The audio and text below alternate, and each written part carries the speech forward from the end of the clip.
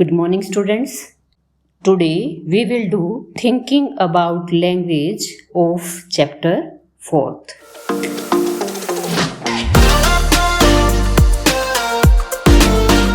Chapter start करने से पहले बच्चों आपको ये सुनिश्चित करना है कि क्या आपने चैनल को सब्सक्राइब कर दिया और वीडियो को लाइक कर दिया।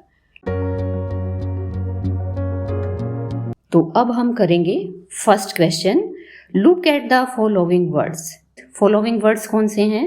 ये बॉक्स में जो दिए गए हैं, तो बॉक्स में है head mistress, long awaited. Long awaited means लंबे समय से जिसका इंतजार हो।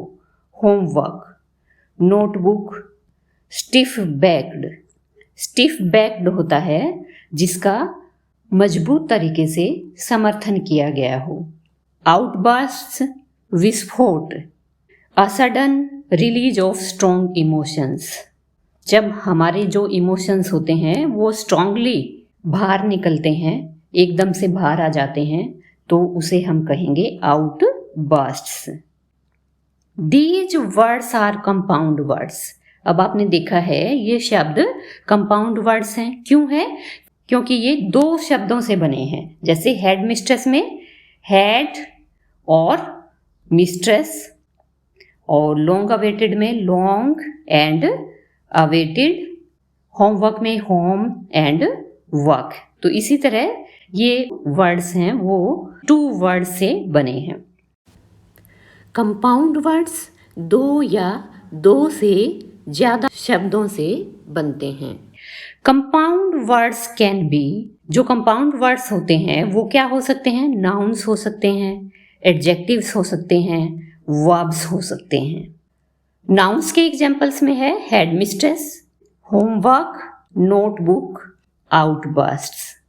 और एडजेक्टिव्स हैं लॉन्ग अवेटेड, स्टिफ बैक्ड। और वर्ब्स में है स्लीप वॉक, बेबी सिट। अब स्लीप वॉक क्या होता है?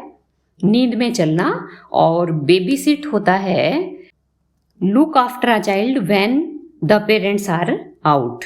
मतलब ऐसे बच्चे की देखभाल करना जिसके माता पिता बाहर हो, वहां पर प्रेजेंट ना हो। अब नेक्स्ट है match the compound words under A with their meanings under B. A column में दिए गए कंपाउंड वर्ड्स को उनके मीनिंग के साथ मैच करना है जो कॉलम बी में दिए गए हैं। Use each in a sentence, और हमें प्रत्येक को एक सेंटेंस में यूज करना है, हमें सेंटेंस भी इनका मेक करना है। तो फर्स्ट है हमारा हार्ट ब्रेकिंग।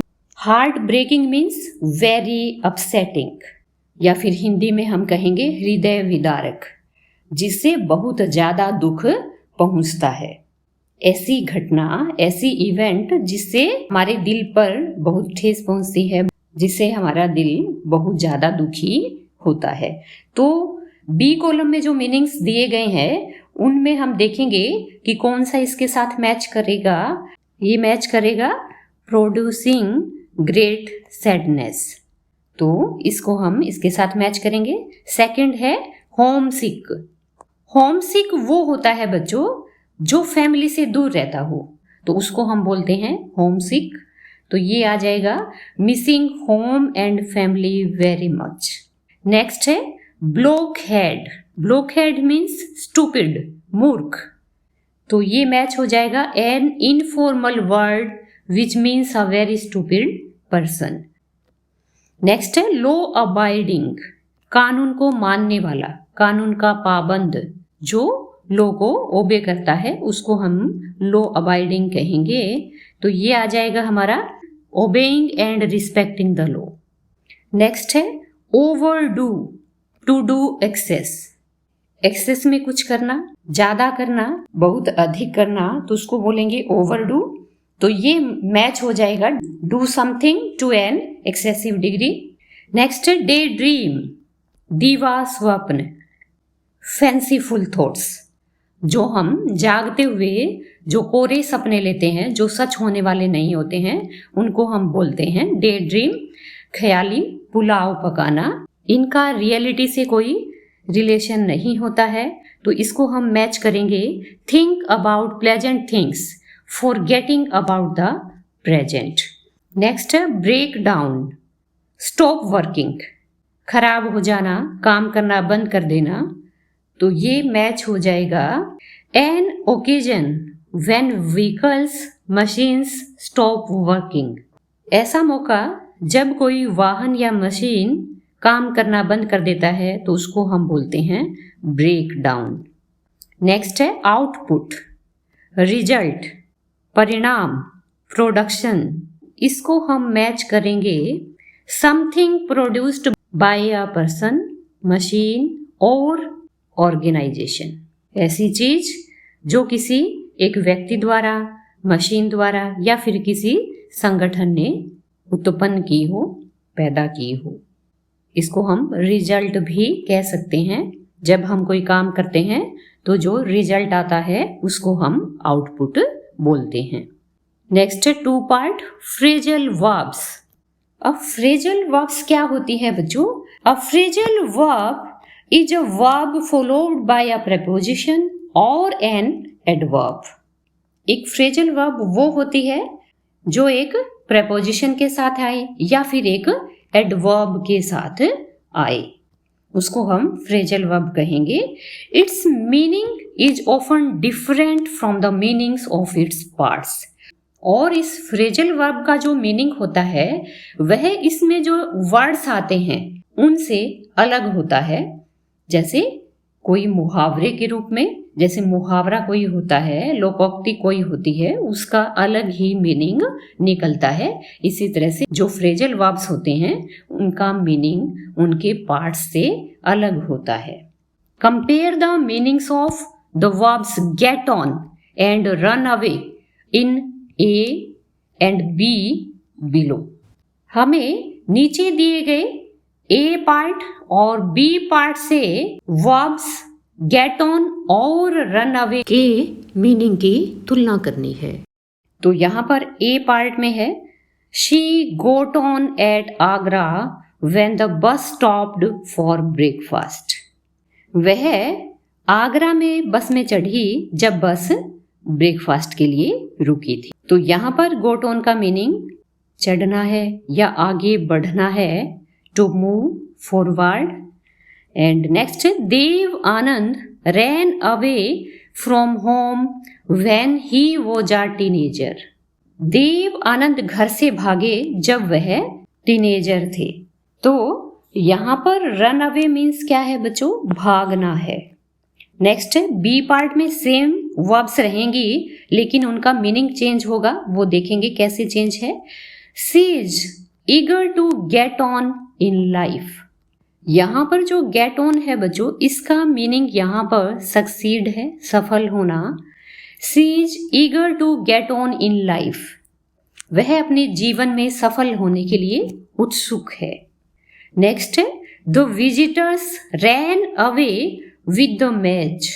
अब यहाँ पर जो ran away वर्ब है बच्चों, इसका मतलब है वन इजीली, आसानी से जीतना, या फिर हम कह सकते हैं हावी होना। तो यहाँ पर ऊपर वाले ए पार्ट में रैन अवे का मीनिंग था भागना और बी पार्ट में है रैन अवे का मीनिंग आसानी से जीतना। तो जो सेकंड पार्ट है, बी पार्ट है बच्चों, इसमें जो वर्ब यूज की गई है उसमें उसके जो पार्ट्स हैं उनसे अलग मीनिंग है। तो इसका मतलब ये क्या है? मुहावरा है रैन अवे। बी पार्ट में वर्ब्स के ए पार्ट से अलग मीनिंग है। तो ये हमने इनके कंपैरिजन को देखा कि ए पार्ट में उसी वर्ब का क्या मीनिंग है और नेक्स्ट बी पार्ट में उस वर्ब का क्या मीनिंग है। नेक्स्ट है सम फ्रेजल वर्ब्स हैव 3 पार्ट्स। कुछ फ्रेजल वर्ब्स होती हैं बच्चों, उनके 3 हिस्से होते हैं। A verb followed by an adverb and a preposition. कुछ वर्ब्स जिनके 3 हिस्से होते हैं उनमें एक वर्ब के साथ एक एडवर्ब आता है और एक प्रेपोजिशन आती है। तो जैसे यहाँ पर सी पार्ट में दिया गया है our car ran out of petrol just outside the city limits. इसमें रैन क्या है? वर्ब है और आउट हमारा एडवर्ब है और ऑफ हमारी प्रेपोजिशन है। इसी तरह डी पार्ट में the government wants to reach out to the people with this new campaign। जो फ्रेजल वर्ब रीच आउट है बच्चों, इसमें रीच वर्ब है और आउट एडवर्ब है और टू इसमें प्रेपोजिशन है। तो इस तरह से जो फ्रेजल वर्ब्स होते हैं उनमें वर्ब के साथ एक एडवर्ब भी आ सकता है और एक प्रेपोजिशन भी आ सकती है। नेक्स्ट है the text you've just read has a number of phrasal verbs commonly used in English। जो पाठ आपने पढ़ा है उसमें काफी सारी फ्रेजल वर्ब्स यूज की गई हैं। Look up the following in a dictionary for their meanings.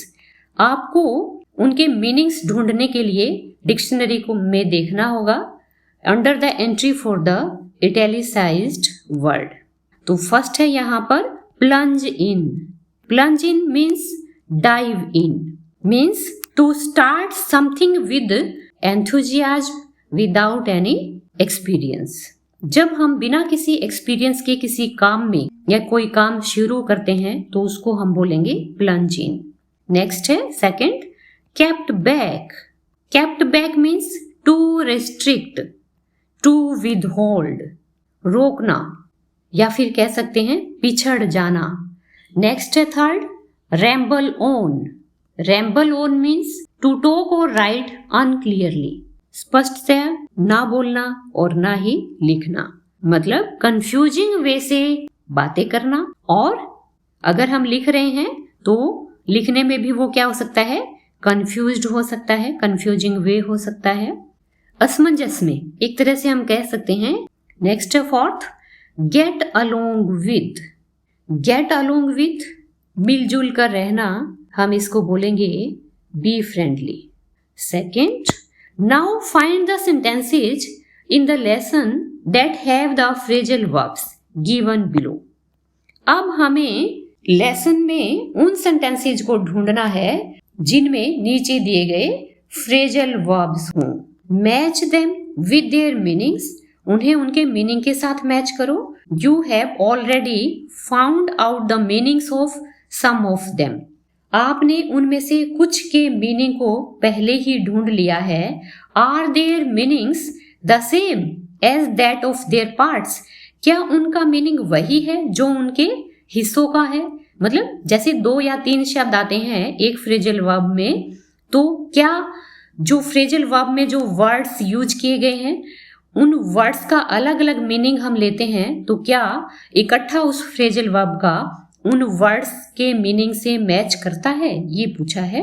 Note that 2 parts of a phrasal verb may occur separated in the text. और आपको टेक्स्ट में ये जो फ्रेजल वर्ब है उसके 2 हिस्से हैं, तो वो आपको अलग अलग भी मिल सकते हैं। जरूरी नहीं कि वो इकट्ठा ही आपको सेंटेंसेज में मिले। तो सबसे पहले देखेंगे कौन सी फ्रेजल वर्ब्स हैं वो।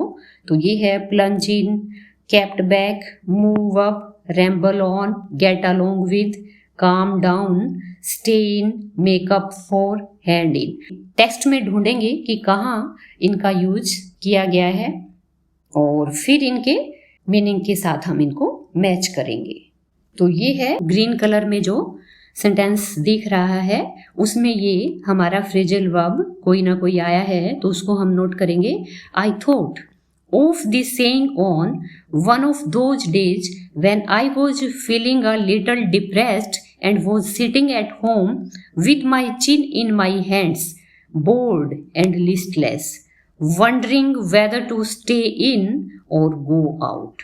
तो यहाँ पर नीचे दी गई फ्रेजल वर्ब स्टे इन है। नेक्स्ट है since no one would understand a word of my stories to Kitty if I were to plunge right in. तो यहाँ पर प्लंज इन का यूज हुआ है बच्चों। तो प्लंज अलग लिखा हुआ है, जैसा इसने बताया था कि जरूरी नहीं कि एक फ्रेजल वर्ब के जो वर्ड्स हैं वो इकट्ठा हों। यहाँ पर प्लंज और इन का अलग अलग यूज किया गया है। I'd better provide a brief sketch of my life, much as I dislike doing so. तो ये प्लंज इन का यूज था। नेक्स्ट है this birthday celebration in 1942 was intended to make up for the other and grandma's candle was lit along with the rest। तो यहाँ पर make up for phrasal verb का use हुआ है।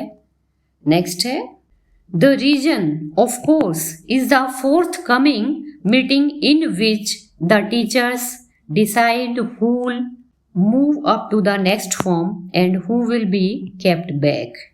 तो यहाँ पर move up to phrasal verb और kept back फ्रेजल वर्ब का यूज किया गया है।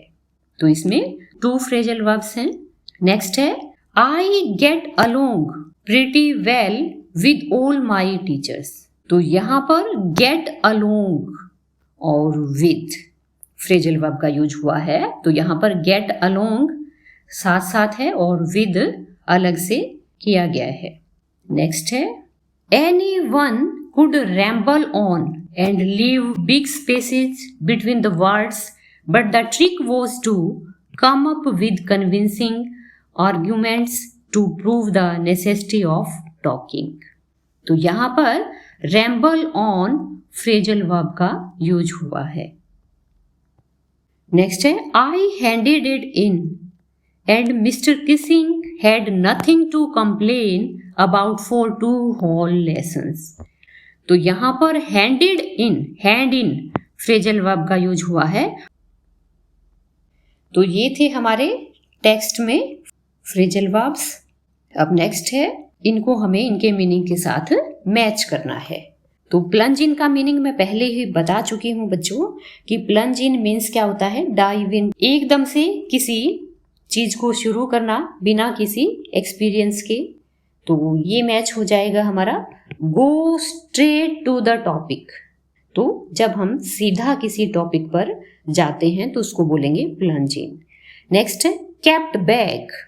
केप्ट बैक मीन्स पिछड़ जाना, टू रेस्ट्रिक्ट या फिर टू विदहोल्ड हम कहेंगे। तो इसमें आ जाएगा हमारा नॉट प्रमोटेड, जो आगे ना बढ़ा हो, जिसको पीछे ही रख दिया गया हो, जिस पर रोक लगी हो, उसको हम बोलेंगे केप्ट बैक या फिर नॉट प्रमोटेड। नेक्स्ट है मूव अप, आगे बढ़ना, move forward, go to the next grade. तो move up go to the next grade के साथ मैच हो जाएगा। नेक्स्ट है रैम्बल ऑन, बेसिर पैर की बातें करना, बिना किसी फोकस के स्पीक करना या फिर राइट करना, उसको हम बोलेंगे रैम्बल ऑन। ये मैच हो जाएगा स्पीक और राइट विदाउट फोकस। नेक्स्ट है गेट अलोंग विथ, मिलजुल कर रहना, तो ये मैच हो जाएगा have a good relationship with. Next है calm down, to become less excited, शांत रहना, कम उत्तेजित होना, तो इसको हम मैच करेंगे make them remain quiet. Stay in, to remain at home, घर पर रहना, तो ये मैच हो जाएगा स्टे इनडोर्स। नेक्स्ट है मेकअप फॉर, मीन्स कमी पूरी करना, तो मेकअप फॉर मैच हो जाएगा कंपनसेट के साथ। नेक्स्ट है hand in, to give something to a responsible person, जब हम किसी को कोई चीज देते हैं, संभलवाते हैं, तो उसको हम बोलते हैं हैंड इन। तो ये मैच हो जाएगा give an assignment to authority. तो यहाँ पर होमवर्क की बात हो रही है, यहाँ पर अथॉरिटी कौन होगा, टीचर होगा। अब नेक्स्ट है इडियम्स, मुहावरे। अब इडियम्स क्या होते हैं बच्चों? Idioms are groups of words with a fixed order. Idioms group of words होता है, शब्दों का एक समूह होता है जिसे एक फिक्स ऑर्डर में रखा जाता है, एंड अ पर्टिकुलर मीनिंग, और जिसका एक पर्टिकुलर मीनिंग होता है, different from the meanings of each of their words put together. इसमें जो शब्द इकट्ठे रखे गए हैं, इसमें जो शब्द आते हैं, उन शब्दों के मीनिंग से इस पूरे फ्रेज का मीनिंग अलग होता है। Phrasal verbs can also be idioms, और जो फ्रेजल वर्ब्स होती हैं वो इडियम्स हो सकती हैं, मुहावरे हो सकते हैं। They are said to be idiomatic, उन्हें हम मुहावरेदार कहेंगे, इडियोमेटिक कहेंगे। When their meaning is unpredictable, जब उनका मीनिंग उनके वर्ड से अंदाजा ना लगाया जा सके तो उनको हम इडियोमेटिक बोलते हैं। For example, do you no what it means to meet one's match in English? क्या आप इंग्लिश में मीट वंस मैच का मीनिंग जानते हैं? तो क्या बच्चों आपको पता है मीट वंस मैच का क्या मीनिंग होता है? It means to meet someone who is as good as oneself or even better in some skill or quality. इसका मतलब किसी ऐसे व्यक्ति से मिलना जो उस जितना ही अच्छा हो या फिर उससे ज्यादा अच्छा हो। किस तरीके से, किस वे से अच्छा हो?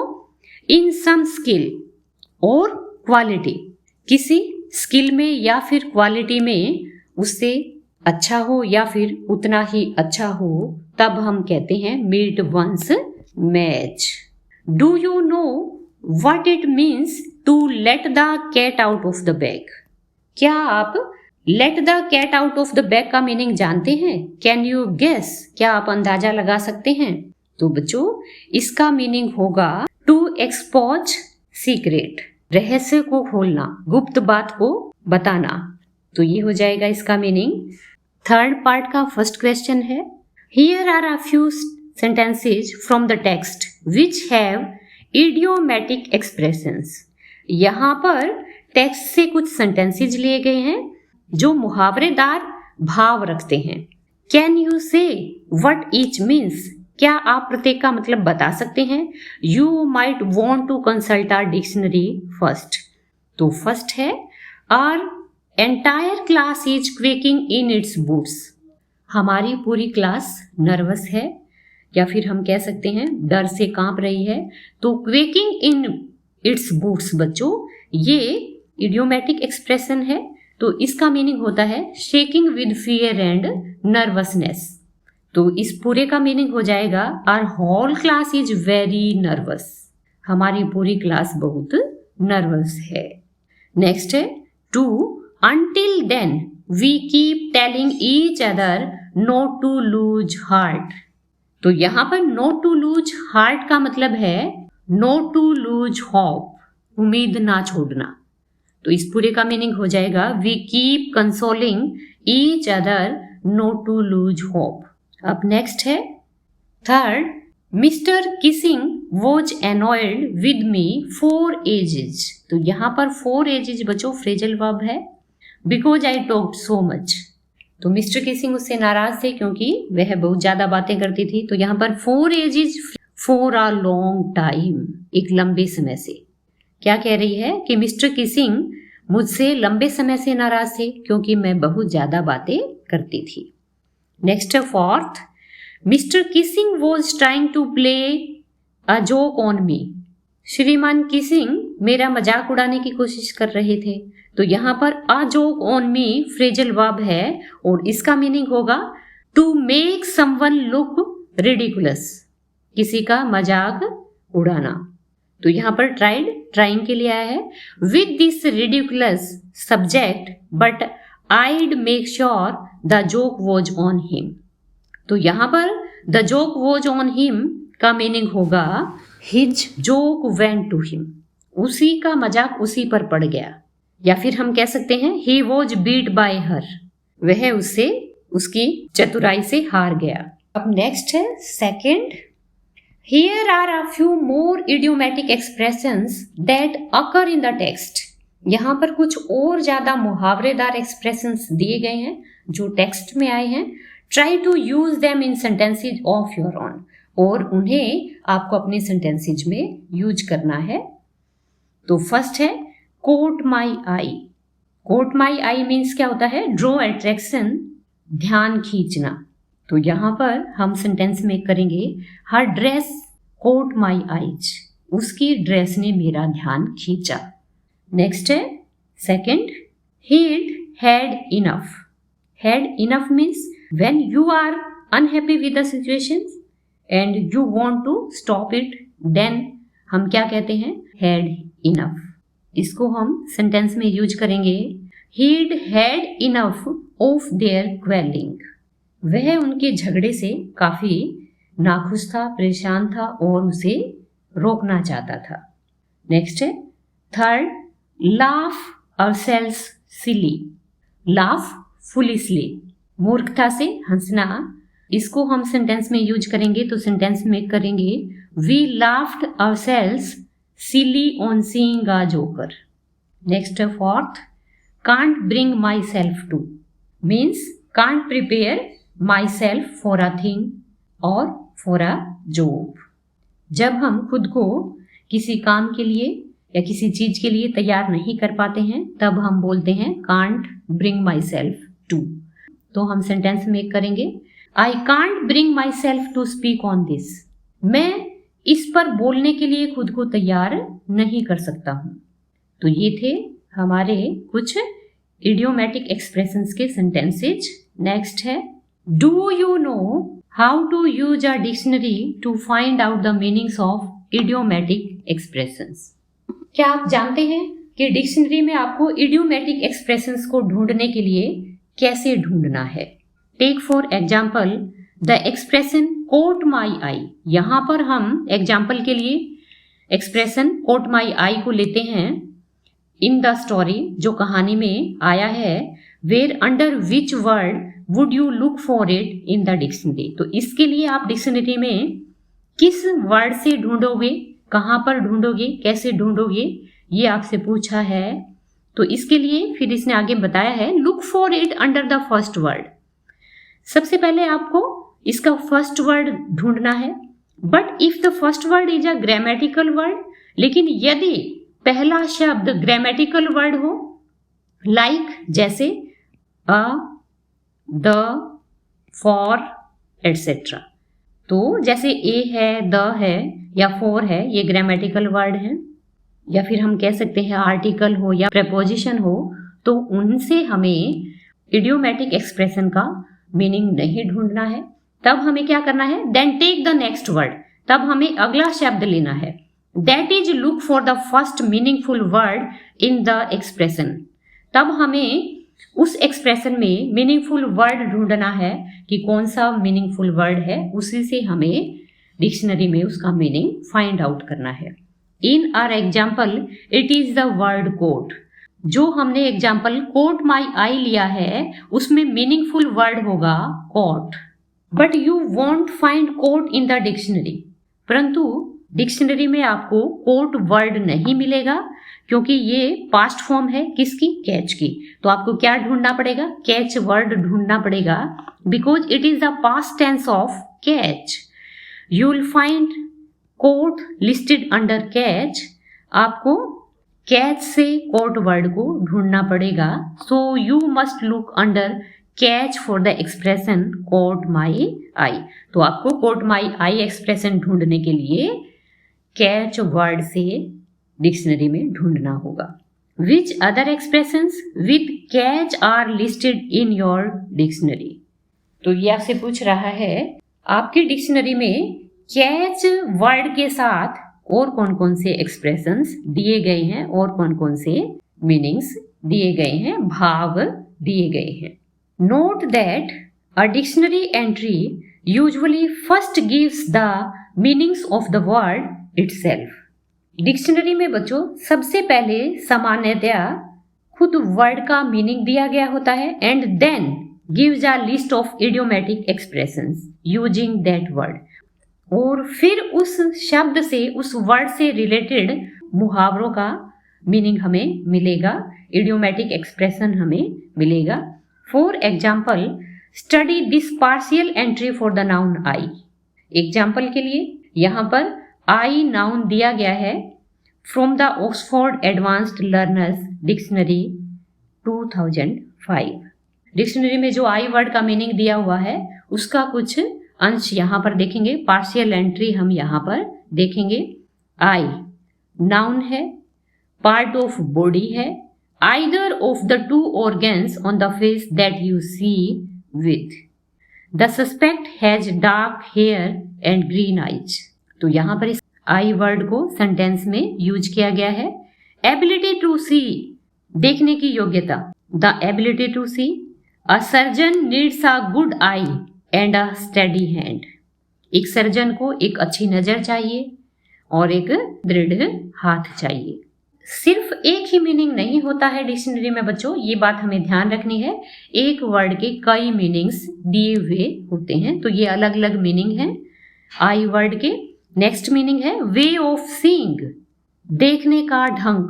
A particular way of seeing something, किसी चीज को देखने का एक विशेष तरीका, विशेष ढंग। अब इसको एग्जाम्पल में सेंटेंस में यूज किया गया है। He looked at the design with the I of an engineer. उसने डिजाइन को एक इंजीनियर की नजर से देखा। तो यहां पर वे ऑफ सीइंग मीनिंग को यूज किया गया है। नेक्स्ट है ऑफ नीडल। फिफ्थ मीनिंग है the hole in the end of a needle. एक नीडल के, एक सुई के अंत में जो छेद होता है, that you put the thread through, जिसके माध्यम से आप नीडल में धागा डालते हैं। तो ये इस तरह से आपको डिक्शनरी में किसी फ्रेजल वर्ब को फाइंड आउट करना है, ये आपको तरीका यहां पर बताया गया है।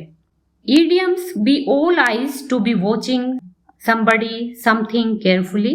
एसबी का मतलब होता है समबडी और एसटीएच का मतलब होता है something. And with a lot of interest before in front of somebody's very eyes in somebody's presence. In front of somebody, he had seen his life's work destroyed before his very eyes. Be up to your eyes in something to have a lot of something to deal with. We are up to our eyes in work. तो इस तरह से हमें dictionary में किसी word को ढूंढना है और उसका मीनिंग पता करना है, या फिर फ्रेजल वर्ब है तो उसको भी हमें ऐसे ढूंढना है। अब नेक्स्ट है you have read the expression no to lose heart in this text. इस टेक्स्ट में आपने expression not to lose heart पढ़ा है। Now find out the meanings of the following expressions using the word heart. Use each of them in a sentence of your own. अब आपको heart word से इस expression का meaning dictionary में ढूंढना है। हार्ट वर्ड से अलग अलग मुहावरे आपको डिक्शनरी में मिलेंगे, तो उनको आप ढूंढ पाओगे आसानी से हार्ट वर्ड से।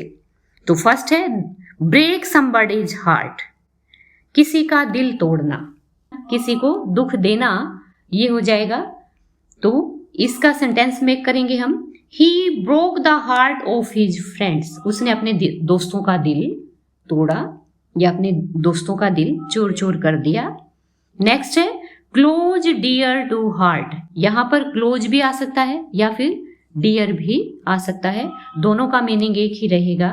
Close dear to heart means of deep interest and concern to one, दिल के करीब होना। तो यहाँ पर सेंटेंस मेक करेंगे इस एक्सप्रेशन का। My sister is very close to my heart, मेरी बहन मेरे दिल के बहुत करीब है।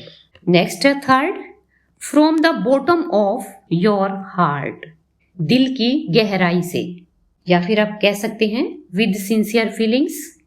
I love you from the bottom of my heart, मैं तुम्हें मेरी दिल की गहराइयों से प्यार करती हूँ। नेक्स्ट है fourth have a heart to show courage, या फिर हम कह सकते हैं बी मर्सीफुल, किसी के लिए दयालु होना। तो सेंटेंस मेक करेंगे we must have a heart in all situations, हमें हर परिस्थिति में साहसी होना चाहिए। नेक्स्ट है fifth have a heart of stone, पत्थर दिल होना। To be a cruel person, निर्दयी होना। Don't have a heart of stone, निर्दयी मत बनो, पत्थर दिल मत बनो। नेक्स्ट है sixth your heart goes out to somebody to show love and concern for somebody, किसी के लिए लव और कंसर्न शो करना। तो सेंटेंस मेक करेंगे my heart goes out to the weaklings, मेरा दिल कमजोरों के लिए बैठ जाता है, या फिर मेरा दिल कमजोरों की परवाह करता है। अब नेक्स्ट है और लास्ट पार्ट है फिफ्थ पार्ट कॉन्ट्रैक्टेड फॉर्म्स, संक्षिप्त रूप। When we speak, we use contracted forms or short forms such as these. जब हम बोलते हैं तब हम कॉन्ट्रैक्टेड फॉर्म्स का यूज करते हैं, शॉर्ट फॉर्म्स का यूज करते हैं। जैसे यहाँ पर एग्जाम्पल दिया गया है कांट। कांट किस लिए यूज होता है? कैन नॉट और कैन नॉट। आइड, आइड किसके लिए यूज होता है? आई वुड और आई हैड। शीज किसके लिए यूज होता है? फॉर शी इज के लिए यूज होता है। Notice that contracted forms are also written with an apostrophe to show a shortening of the spelling of not, would or is as in the above example. तो आपने notice किया है कि जो कॉन्ट्रैक्टेड फॉर्म्स है वो एक अपोस्ट्रोफी के साथ यूज की गई है। उसके संक्षिप्त रूप को बनाने के लिए अपोस्ट्रोफी का यूज किया गया है, जैसा कि एग्जाम्पल कांट और आइड में किया गया है। Writing a diary is like speaking to oneself. Plays and often novels also have speech in written form. एक डायरी लिखते हुए प्लेज और नॉवेल्स में भी जो स्पीच हम रिटन फॉर्म में लिखते हैं उसमें हम कॉन्ट्रैक्टेड फॉर्म्स का यूज करते हैं। So we usually come across contracted forms in diaries, plays and novels. Take a list of the contracted forms in the text. Text में जो contracted forms है उनकी लिस्ट बनाओ। Rewrite them as full forms of 2 words. और फिर आपको उन contracted forms को full form में लिखना है। जैसे कि यहाँ पर एग्जाम्पल में दिया गया है, I को इसने I have full form में लिखा है। Second, we have seen that some contracted forms can stand for 2 different full forms. अब हमने देखा है कि कुछ जो contracted forms होती हैं उनके लिए जो full form होगी वो अलग अलग भी हो सकती हैं। जैसे I'd के लिए I had भी full form हो सकती है और I would भी हो सकती है। Find in the text the contracted forms that stand for 2 different full forms and say what these are. आपको टेक्स्ट में ये कॉन्ट्रैक्टेड फॉर्म्स ढूंढनी है और उनकी फुल फॉर्म्स के बारे में हमें बताना है कि वो किस किस के लिए उनका यूज किया गया है या उनका मतलब क्या है। तो हमारे लेसन में जो कॉन्ट्रैक्टेड फॉर्म्स यूज हुई हैं वो है I've. I've means I have. Doesn't, doesn't means does not. Am means I am. Don't means do not. They are. I'd, I would या फिर I had भी हो सकता है।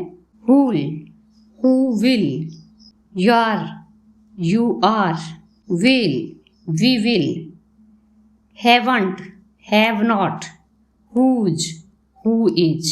तो ये कॉन्ट्रैक्टेड फॉर्म्स थी और उनके साथ उनकी फुल फॉर्म यहाँ पर दी गई है। तो उम्मीद है आपको समझ में आई होगी और अब आपको चैनल को सब्सक्राइब करना है, वीडियो को लाइक एंड शेयर करना है। थैंक्स।